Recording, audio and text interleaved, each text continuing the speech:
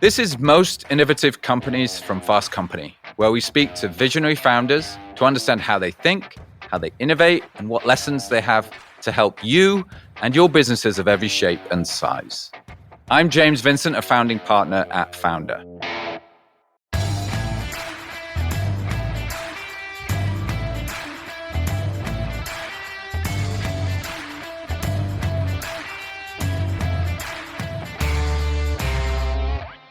So this is a story about surrounding yourself with independent working minds and making sure that the input that you're having isn't in some kind of echo chamber in order to keep innovating. I want to tell a story around, I don't know whether everybody recalls, but there was an iPhone that was brought out that ended up being called Antenna Gate because the phone had an antenna that went all the way around the edge of the phone. And if you held it a certain way, you put your two fingers in a certain place where those two antennas met, didn't work. And so this was obviously a major crisis within Apple around that time because they'd never really brought out a product that didn't work. In fact, they prided themselves on bringing out products that really worked, like better than any other product company, because they are the original obsessive product company, as you all now know. So let me tell you the story. So I walk into a room full of just sort of PR wizards and surrounded by all of Steve's counsel, great thinkers on how to position and handle crisis management, because we had a problem.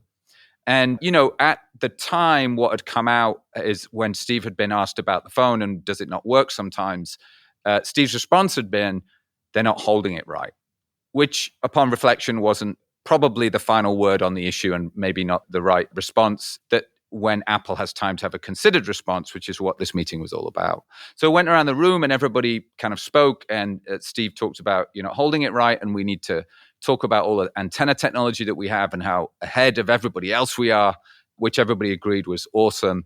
Interestingly enough, around that time, there'd been a few criticisms of Apple that they had become a little too overconfident, a little too brash. And I remember saying at that time, I'm like, Steve, I know we've talked about this together, so I just want to remind you about it. But maybe this is a moment where we make a brand deposit. As Obama would say, don't let a good crisis go to waste. And maybe the very first thing you say when we do this special announcement is we're not perfect. As people, we're not perfect. Our products aren't perfect. But by God, do we work hard to be perfect. And let me tell you the 20 different ways in which we're working to be perfect. But we're also human.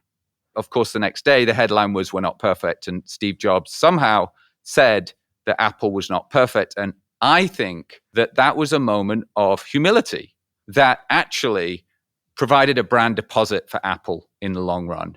And I think some of the role that people like myself around Steve played was being an independent working mind. So just make sure that you surround yourself with independent working minds and you'll never stop innovating.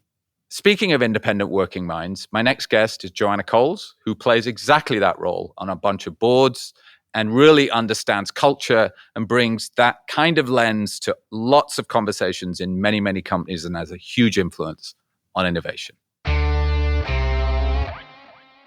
Today, I'm super excited to speak with my friend and colleague and much admired media maven, Joanna Coles, who, for those people that don't know, come from a very blue chip media background in journalism from The Guardian, from BBC, went on to edit Cosmopolitan, Marie Claire, was chief content officer at Hearst, has her own TV show called The Bold Type, has written a book about love in the digital age called Love Rules.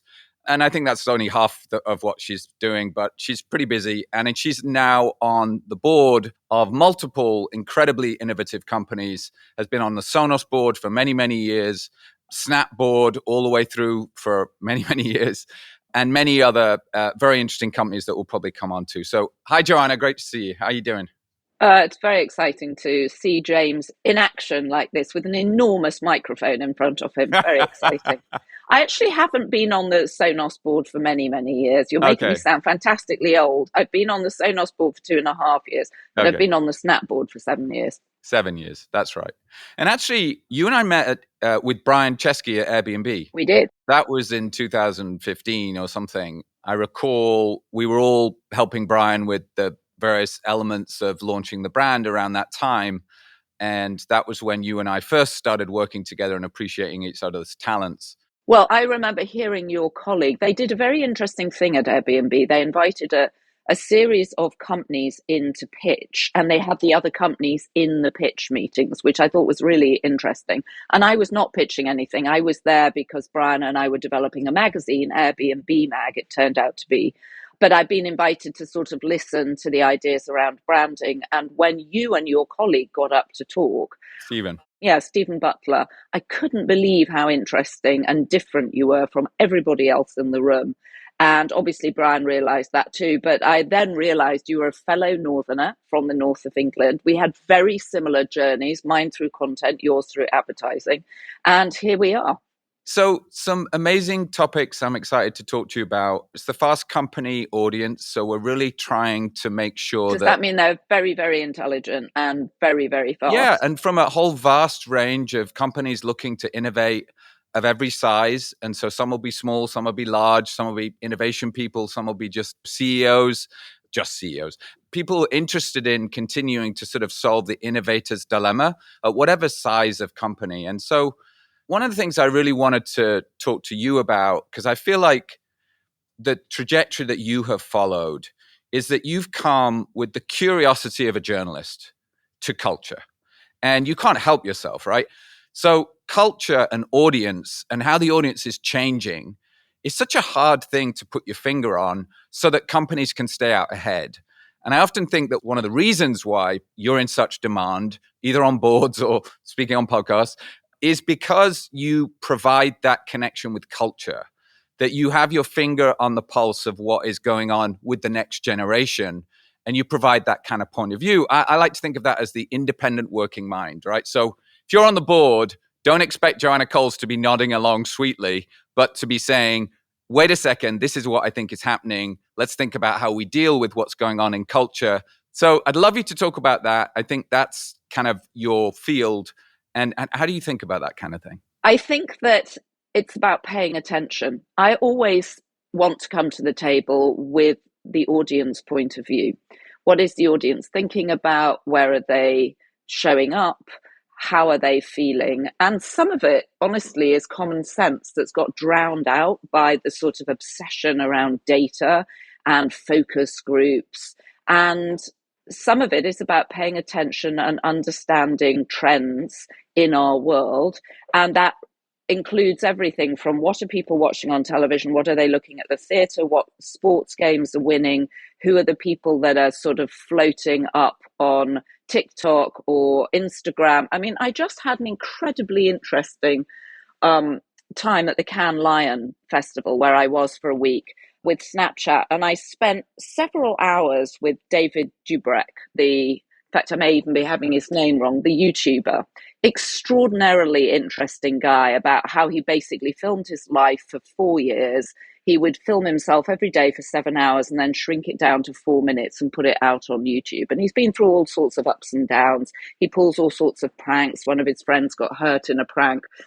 So he's had a bit of hate online, but he's an extremely thoughtful, sort of interesting, new kind of entertainment company, all wrapped up in one person. And I think it's about, I mean, I remember actually the head of a Late Review, a BBC show, once describing herself as a whale sucking up plankton. And I feel that's what I'm doing, that every little bit of plankton eventually adds up to a huge mosaic. And what you're trying to do is read the mosaic. And it's constantly changing.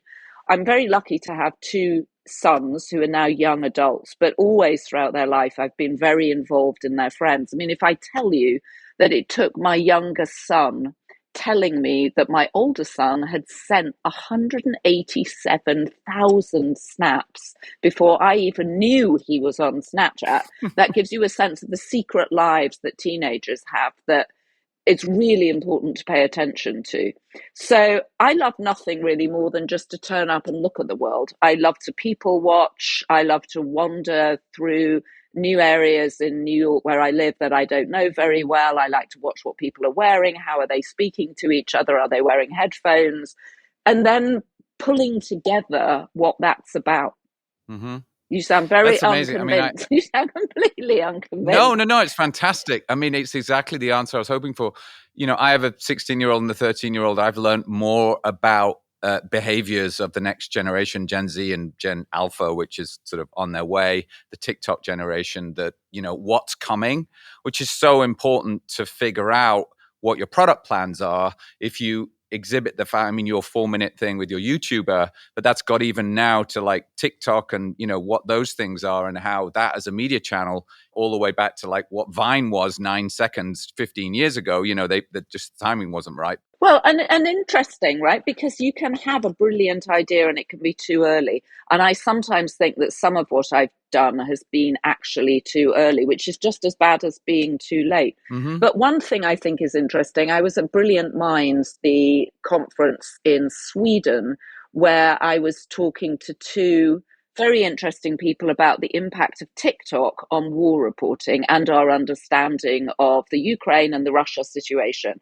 Yeah. And David Patrikarakos has spent a lot of time reporting out in Ukraine and wrote a very good book, actually, called War Reporting in 140 Characters. And of course, the day he brought the book out was the day that Twitter announced they were going to 280 characters. So his book title was immediately out of date. But it's a fascinating look at how, when you shrink things down, you can win people over much faster. And the extraordinary ability of Vladimir Zelensky to capture the hearts and minds with a few extraordinary posts on social media has totally changed geopolitics. And no one saw that coming. Yep. And also, when you look at how far Putin is behind, how old he looks and flaccid, out of date and aggressive, and bullying, and that extraordinary picture of him with the telephones, and you're like, those are telephones that America used in the 1970s. Nobody has telephones like that. When you think of modern leaders, it's like a Watergate telephone. Yes, exactly. And you think of the Blackberries, which some of the politicians still use, or the iPhones that they're all carried around with. I mean, he looks so out of date. Right. Doesn't mean he's not winning, but he did look very out of date. You're just describing the new media context, and maybe there's people listening to this podcast that are still trying to get their heads around it, right? So in the last 10 or 15 years, it's clear that, the established traditional media, there's been a major shift towards more digital media, clearly, but also social itself has rapidly changed. And you, with your unique purview on the Snapboard and being close to Evan, how is social evolving? And I know you also wrote the book about love in a digital age, Love Rules, which is like at some 60% of people now meet digitally and fall in love first. So tell us about the media landscape and how should people be thinking about that now in terms of where it is today? Well, I think what's happening with the media landscape is it's increasingly fragmented to single individual voices. And you think of someone like CNN right now wrestling to stay relevant because lots of journalists have gone off on their own and created their own news channels. You think of Jessica Yellen with News Not Noise. She just talks direct to Instagram viewers and 2 or 3 times a week turns up with her take on the news. And she has a big following. And you think of Substack, you think of Puck, you think of all the immediate ways that journalists, very much creating their own personal brands, are now presenting their take on the news. And I think increasingly people are going to follow people they trust and they like that don't have the baggage of a big media organization. And I think we're at the beginning of it, and it's going to be increasingly difficult for companies like CNN or the big branded news companies to stay relevant. Very hard to feel that any kind of news on CNN is exactly relevant to what I want, whereas I can curate my own feed over social media and get exactly the voices that I want. I may be in my own filter bubble. I may hopefully bring in some voices I don't necessarily agree with, but I now have the tools as a reader to put together my own news feed, which is more interesting to me than what the traditional news channels are offering. Right. I think, look, technology, the new mass is sort of multi-niche, right? So it's like mass CNN, everybody went for their news 20 years ago. It's multi-niche. It's micro brands. It's micro brands. Okay, so I'm a marketing person in a company, a big company. Like, how does this impact how I think about building brand? How does this think about how I have an impact on culture? Well, it's complicated because you then have to decide, are there individuals that you want to put some money behind? That's fraught with all sorts of difficulty. Do you want to play it safe and stay with the bigger, well-known brands? I think it's you have to do a little bit of all of it, and it's complicated and it's difficult. Yeah. And you also have to decide if you want your content or your branded content showing up in a feed where you don't necessarily have much control over what's on either side of it. I mean, the sort of surrealness now of TikTok, for example, and also very interesting to see what's happened. I mean, you saw Brendan Carr, the commissioner at the FCC, write to both Apple and Google and say, for national security interests, you have to take TikTok out of the stores. This should not be an app on Americans' phones. That battle is just beginning. Yeah. So I want to jump to another topic, which is because, this is about innovation. And you've been talking about not sort of like formal desktop research, right? You're not looking at numbers. You're actually you're qualitative, not quantitative for the researchers amongst us, right? So I'll tell one little, and I'll let you answer this question, but one little Steve quote, right? In 1900, if you did research and you asked people what they wanted, they would have said a faster horse. Of course, what they wanted was a car, but they didn't know about the car, right? So invention and innovation, you don't go and ask people in Boise, Idaho through research, what do you want? Is my hypothesis, my question to you. And so I'm assuming that's kind of how you think about things, but I don't want to put words in your mouth. So. Well, I think it's a combination of the two. It's always helpful talking to people in Boise, Idaho, especially because they've always been patronized by traditional media and by advertisers. I'm not saying that they would necessarily come out with the iPod or the iPhone, but it's always worth talking to people. I think the question is, what are you asking them? What are you listening for? And what are you not hearing when they tell you things? So it's really about paying attention. And often people say the opposite of what they mean. And often people do the opposite of what they tell you that they do. And that's where the training as a journalist is quite useful, because you're paying attention to everything. One of the things I always find interesting is, what are the photos that people are displaying of themselves? Because there are always going to be photos that display what they want you to think their life is, which is probably not what their life is. Right. There are just clues everywhere. People come forth with clues. And so you're trying to be a detective to figure it out. And I wouldn't ever say that you don't want data. Data is incredibly useful as long as it's good, but don't ignore the human. Yeah. The human is really important. Well said. And humans don't act logically. And yet in marketing in particular, we often behave as if they do. And then we're surprised when people don't behave rationally. Right. Because the assumption is people will behave rationally, but actually they don't. So the difficult thing is negotiating for irrationality. Definitely, I wasn't trying to totally dismiss quantitative research, but I think the sort of somewhere in that liminal space in between sort of what they say and what they mean is some of where culture is going. And so founders have this tendency, I think, sometimes to be surrounded in a yes bubble. And I'll say that in the nicest possible way, meaning they're celebrated, they have often ultimate power. They have a board they have to deal with, and I understand the dynamics of the board. But sometimes the board is full of people that have invested in the company, which is great because they know an awful lot about and have learned a lot from lots of other companies. And so they provide incredibly valuable contribution. Maybe there's a lawyer, maybe there's a finance person, but I think what I'm interested in here and my observation about the people we just mentioned, those founders, is that they were always open to being surrounded by independent working minds that are willing to challenge, that are wanting to challenge, that are asking the kind of unaskable question or just saying, I'm not sure about that, because Here's another thought on that. Like, just think of it this way, or because my sense is that a lot of founders are kind of in a yes bubble. And I've always thought of you as being someone that they hire in order to make sure that every board meeting isn't a yes bubble. Is that too much of an extreme characterization? I mean, I think you're right about the yes bubble, but I think it's very understandable because what happens is often, well, first of all, there's a sort of founder fetish in our culture at the moment, partly because of the lack of political leadership. And so people look to founders as people who are innovative and creative and can get stuff done. It's incredibly hard to start a company. Which is true. And to grow it and to make it successful, super hard.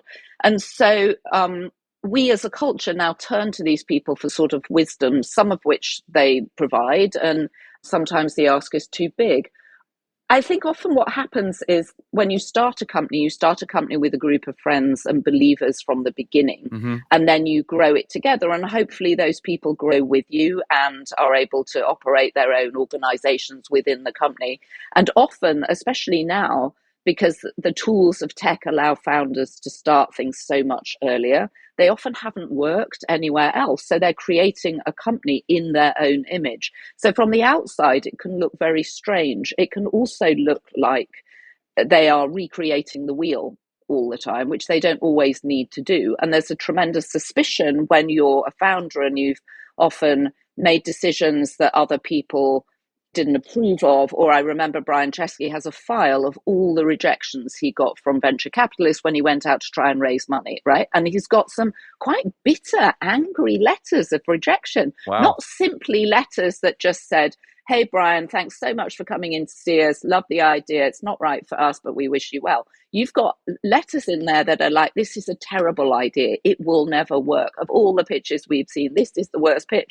And he keeps it as a talisman, a motivational talisman. Yeah, I've read some of the letters. It was fascinating. He's famously said, think of an idea that doesn't scale and then figure out how to scale it. And I'm sure that most people thought, well, like renting out your house to someone else with the like toenail clippings at the bottom of the bed, and like no one's going to want to like rent your house. Like, why would they want to do that when there's perfectly good hotels down the street? That doesn't scale at all, right? And of course, the rest is history. He's proven that it does. Well, yeah, but also he launched Airbnb 4 times before anybody took any notice. And I always talk about that to other people that I work with, especially when they do something and nobody's paying attention. It's increasingly hard to get attention. And what Brian and Joe Gebbia did was to create these enormous boxes of cereal that they sent out to people, huge Captain Crunch boxes of cereal, really big artistic things, which they still have.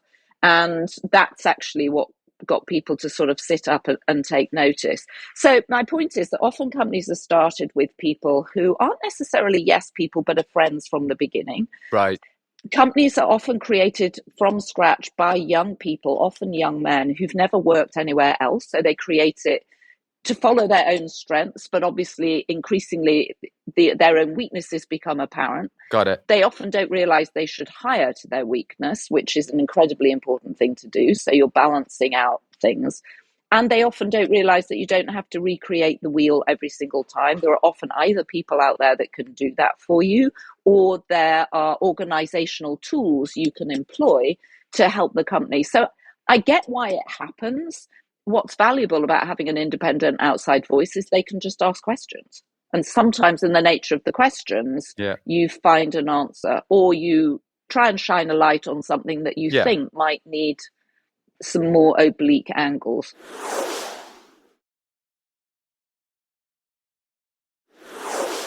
So let me ask you, I know that you just joined recently the board of a new company called Grover, and I think it would be great to think about the role you play there. Let's just maybe, if you want to explain what Grover is a little bit, that would be helpful. I'm sure Michael would love you to do that. You'd be fulfilling your role as a board member.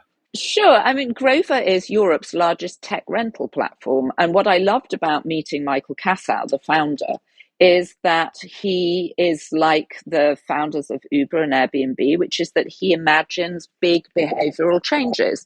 And he thinks that people are much better off renting tech, then they are buying it, because you don't really want to finance anything, assuming you are financing the purchase, that has built-in obsolescence. So what they have is a subscription to whatever tech you want, completely multi-brand. They will update it for you, and you get to stay on top of all the tech changes. And really now the difference is between people who have access to great tech and people who don't. And if you're a middle class family living in America with 3 kids and 2 working parents, or even 1 working parent, the fantasy that everybody is crowding around the family computer in the den is obviously nonsense. Post COVID, everybody needs their own computer and their own phone. And people don't have a tech budget for that. You're suddenly talking sort of $8,000 to $10,000. And to keep people up to speed, especially kids who need fast internet access, or parents because you're doing Zoom calls, you have to have up-to-date tech. And this allows you to do that with a subscription instead of constantly financing several computers. And if you're a small or medium business, you don't want to be tying up your valuable cash, especially now where cash is king going into a recession, with tech that has built-in obsolescence. You're much better off renting a series of computers for your staff. And that way you can titrate according to, are you laying people off? Are you hiring people? What are your needs? And Grover is able to help with that. It's a remarkable company. So tell us as much as you can with regard to the dynamics and the role that you play as a board member of Grover with Michael. Well, I think that part of being a good board and the role of a board is to help a company actually really understand its own narrative, and the discipline of having to write something out every quarter, look at the numbers, explain where you are. You're either up, you're down, or you're exactly where you said you would be. Bring in the external market forces that are impacting the company's growth. It's a very useful discipline for a company to do. And you see companies when they move from a private company to public company and they have to do it by law, it really changes their attitude to things. And what I try and do on the various boards I'm on is honestly just ask the questions about the areas I know about, which is really, how do consumers feel about the product? How are we telling our story to consumers and investors?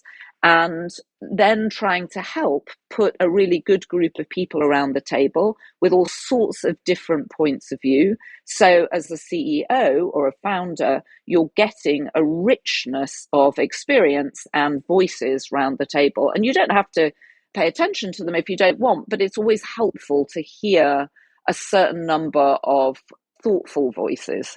What I've done for Grover is, I think, put together, with Michael's help, a really good balance of people for what the company needs as it A, expands into America, and B, expands further into Europe. So we brought in Colleen de Courcy, who was running the CEO. She was the CEO and COO of, or CCO of Wyden and Kennedy, because they had no one on the board who understood branding or storytelling. And I brought in Lara Sweet, who was a former chief people officer at Snapchat, because she really has extraordinary experience of growing a tech company from adding 2,000 people in a year, which is what Grover at some point will need. And then we've got various investors, so they've got their interests covered. But we have a very interesting, good group of people on the Grover board. Right. No, I love the diversity that you're describing. And I think, often, of course, getting a northern lady with a white shock of hair and a very bold, expressive, cultural, journalistic background is a bonus for people that want to understand what's coming next. When we worked with Steve, Media Arts Lab was we had to be always the most culturally set people hired from all over the world, all kinds of, cool people doing cool things, bringing culture to what was a predominantly technology company that Johnny's team understood design and they were culturally connected. We were bringing ideas from culture, and it was very important that that was constantly being fed into Apple, with the launch of every product that came.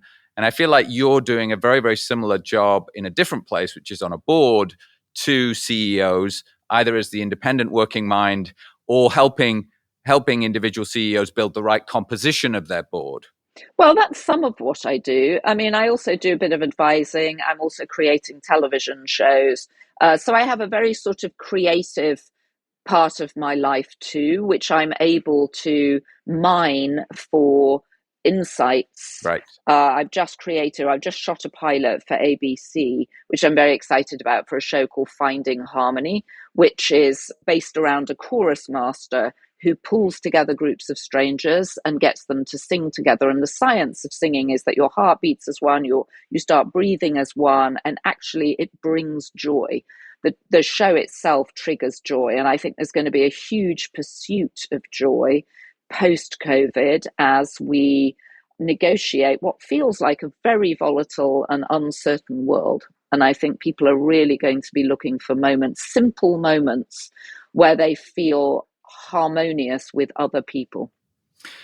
All those different pies you have your finger in feed each other, right? Is what I'm hearing. Is that the fact that you're doing a TV show, the fact that you're on a bunch of boards, you're also still, writing and doing podcasts. You wrote a book a year or two ago. You're probably working on another one. Like, all of those things feed each other, and one allows you to be credible in another. Is that what I'm hearing? I think so. I mean, what I hope it allows me to do is turn up with an understanding of the modern consumer landscape. Right. And when you're always making content for an audience, you're getting feedback from the audience. They either like it or they don't, or they think this or they think that. But you're looking for the conversation around what you're doing. And what I love doing is creating stories, storytelling, and helping people engage with that content and share that content, and have bigger conversations. I mean, one of the joys of working with the bowl, creating or helping create the Bowl Type, which was inspired by my career, both in my 20s and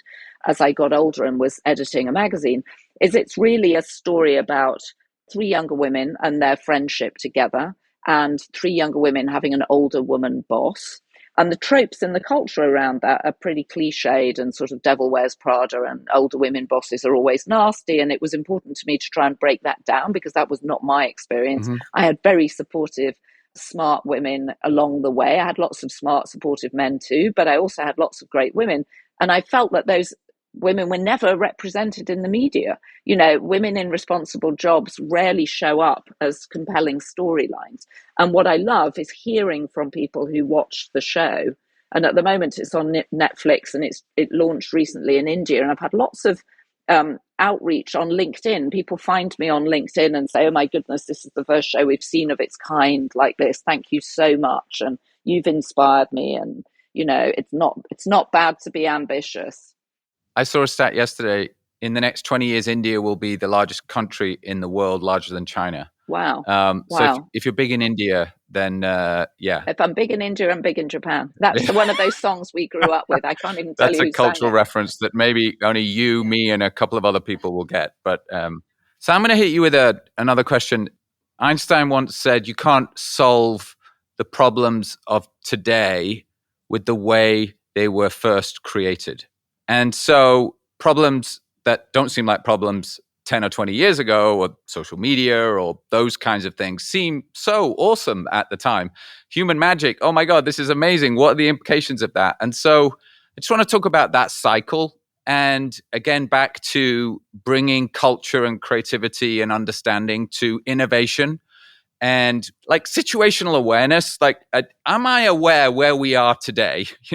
Oh, we're here. Okay, we're at this part of the curve. It's fine. We've got another 3 years of this, but we're starting to see the beginnings of that. So we should start a product trajectory that introduces that in the next 2 to 3 years. Otherwise, someone else will eat our lunch, right? And that's maybe the way, and I know that that's certainly the way that some of the founders that we've talked about think about things, which is always to be either ahead or at least on par with what's going on and be developing it. It's no good coming and developing a product when someone else has already got there, because, right, you're already sort of behind. Too late. Yeah. So how do you pattern recognize that something fundamental is changing in culture that is not yet fully material? It's not yet got full form, but you're picking up these little liminal suggestions and ideas through social media, or looking at something in New York, or reading something, or hearing something, meeting people. And you put those pieces together and you start to think about, okay, there's something brewing here, but it's not yet fully formed, but we should be thinking about X.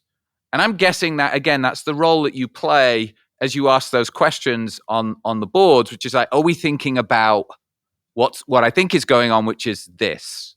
Is that a fair representation of the role you play? Well, sometimes I play the role of the skeptic, actually, especially when I'm listening to tech innovators who are telling me how we will be using tech in 15 years, because I can't always make the leap of imagination. Like, I'll give you a good example. I mean, and I've got nothing to do with it, but for example, Clubhouse, when there was so much excitement around Clubhouse, I just thought, I'm going to sit this one out. There was a week where I must have got 30 invitations to join Clubhouse. And I just thought, this doesn't make sense to me. I don't want to be part of this. I'm going to sit it out. It's a COVID phenom. Meanwhile, Andreessen was announcing it had a $4 billion valuation. Money was pouring into it. And I thought, oh God, maybe I'm at a point where I don't understand the new thing. I remember having that conversation with myself and thinking, should I invest some time really understanding this? And then I just thought, no, I'm going to sit it out. And one of the things you can do as you get older is notice the excitement around something which you realize doesn't really make sense. I know it's still going on, Clubhouse. They have 100 employees or whatever, but as a cultural platform, it doesn't really make sense. And so I would say I play the role of the skeptic more than I do the soothsayer, but I definitely try and talk about what I think the mood is of people and where I think people's sort of psychological state is going, as opposed to this is new technology that's going to change the way we think about the world. My point in Love Rules is that people are happier when they have relationships, that people are better in social situations, even if you're an introspective person and you're an introvert and you don't think of yourself as an extrovert. Irrelevant in terms of, people need a social structure. It's very hard to have that in our culture right now, especially in America. It's such an individualistic culture. We have an epidemic of loneliness. Social media and our computers, which were supposed to connect us, have actually separated us in a sense and made us feel that we're more nomadic than we really are. And there's such a misunderstanding of what a nomad is too. This idea of being a digital nomad. Hey, you take your computer, you plump yourself down anywhere. That's not what nomads were. Nomads were very tight, constructed societies that moved from field to field, but they all moved together. With social cohesion. Yes, exactly. So, who wants to be sitting on their computer on their own? It's why WeWork has cropped up. It's why Neue House has cropped up. People want instant communities that they can plug into for everything from saying hi to someone at the coffee machine or the kombucha machine to, saying hi to someone in the bathroom. It's lonely if you don't have that structure. And I think that's been devastating during COVID. This is probably fairly obvious. With all of everything that you're talking about and COVID included, do you find yourself to be a future optimist at this moment with regard to the role that technology can play and its impact on the human condition? Yes, I definitely do. And I think there are really basic things where tech is going to show up, like massive desalination plants to ensure that we still have enough water. I mean, resources is clearly a big issue. Climate change is a big issue. There are certain countries that are going to be underwater if we don't pay attention. So I have huge faith that there will be all sorts of innovations that people are already working on actually around climate change that will really help. And I do think eventually we'll be able to vote on the phone, which I think will be hugely helpful. We'll be able to vote digitally, which will stop all the issues of people standing in line forever and then being turned away or not being able to go to the polling station. So that has a marked effect on how people show up for democracy. Because then everyone can vote, because you just double verify and click and vote and off you go. Yeah, listen, if you can buy something on Amazon with your credit card, you should be able to vote. It's ridiculous that you can't do that. Yeah. I mean, I was at an event with Tony Blair last week about the future of Britain. And one of the things he said, which was really powerful, was that, sometimes you have to fight for things. And very clearly, we're in a fight for democracy and we have to show up and actually take it seriously, and something that we've taken for granted for a long period. And the West is incredibly good at criticizing itself, pointing out all its faults. You do not see boats of refugees trying to get into Russia. You do not see boats of refugees trying to get into China. They are all coming to the West. We have something that people want, which is freedom. I think part of what will be increasingly important in the next few years is people's waking up to this and being prepared to defend it. And the West is going to have to go on the defense, I think, in a way that it's been, staring at its own navel and picking at its own skin. So my last question then is, what role can commerce and founders and innovators play in helping the thing that we love and we just assume, which is freedom of speech, democracy, the capitalism that comes from it? So how might companies, without getting too political, companies are terrified, and rightly so, of wading into some political areas. And I don't think that's why I asked the question. I don't think every company needs to have a point of view on every question. And I've seen some egregious abuses by senior staff who haven't tweeted their support for this, that, or the other. I think it's wrong. Right. I think it's incredibly important for companies to get involved in their local communities. There's nothing more important than paying attention to what's going on in the village or the town or the city that you live in, that companies have an investment in that town, that they're paying attention to who gets elected, that they're paying attention to the divisions and the inequalities of wealth in that town and where there is likely to be disruption. And I think in the physical world. Yeah. In the physical world. And it's incredibly interesting when companies say, for example, oh, you know what, you can all work remotely. Well, what you're disrupting is everything that's grown up around that company office. It's the local coffee bars, it's the bodegas, it's the dry cleaners, it's the service that grew up around those big offices that is being dismantled when you tell people they can work from home. Now, you're managing your own bottom line, but you also have to have a responsibility to the community that your company is in for it to work. Yeah, I would say at Founder, I think roughly half the companies we're working with right now are doing something with regard to sustainability. They're either doing something directly, as in reducing waste in the supply chain through data, grow intelligence, like combining climate change data with what to grow, understanding carbon offsetting. We work with a company called Sweep, a French company that is like understanding where is your carbon and how do you reduce it? And then, choices around how do I want something to be shipped? If you give consumers good choices, they will make them.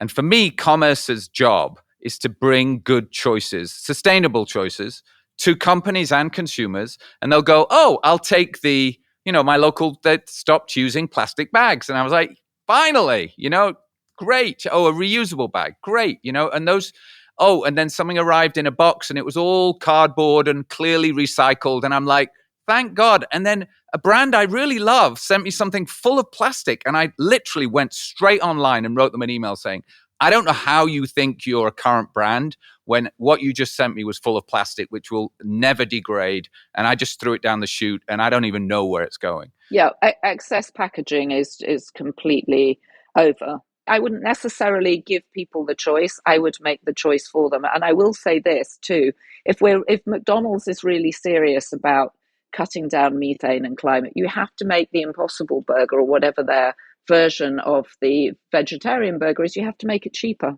You can't have the alternative be more expensive. Right. You have to make it cheaper and you have to make it tastier, or you have to keep improving it. We worked with Oatly a couple of years ago, and one of their indications of great success was when they got into Burger King. I just we don't want to be the expensive, for the frou-frou granola tree huggers, in Brooklyn or Venice Beach, California. We want to be for everybody. And so that level of access. Yeah. Anyway, Joanna, we have to bring it to a close. I think we could go on for hours. It's wonderful to both be your friend. We've been rabbiting on. We would rabbit on forever. But this has been a terrific conversation. I think hopefully the whole community is going to get a lot of great sage advice from very unique individuals such as yourself. So thank you so much. It's been really fun. And I'll see you soon. Oh, my pleasure. And I'm very impressed by all your quotes, James. Okay, wonderful. Thank you very much. I made them all up. See you later. All right, bye.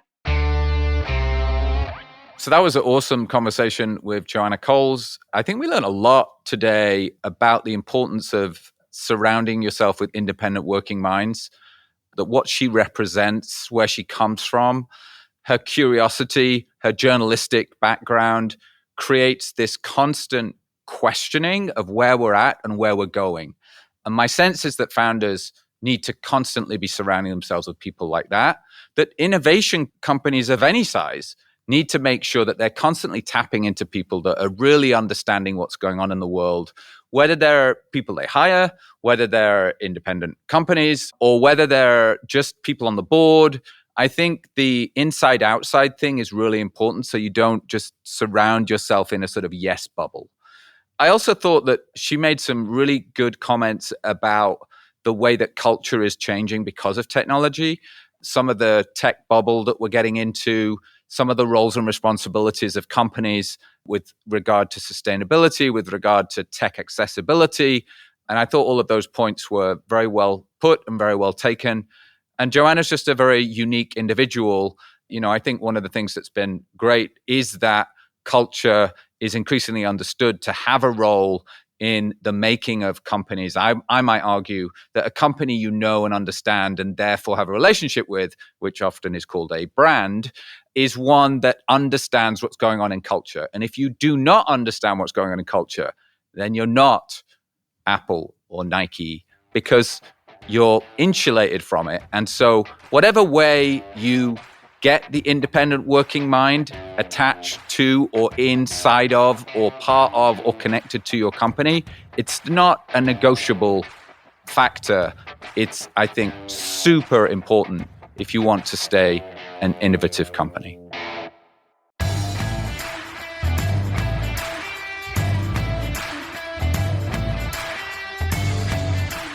That's all for this episode. If you're a new listener, be sure to subscribe to Most Innovative Companies wherever you listen. And if you like this episode, leave us a rating, 5 stars, awesome, and review us on Apple Podcasts.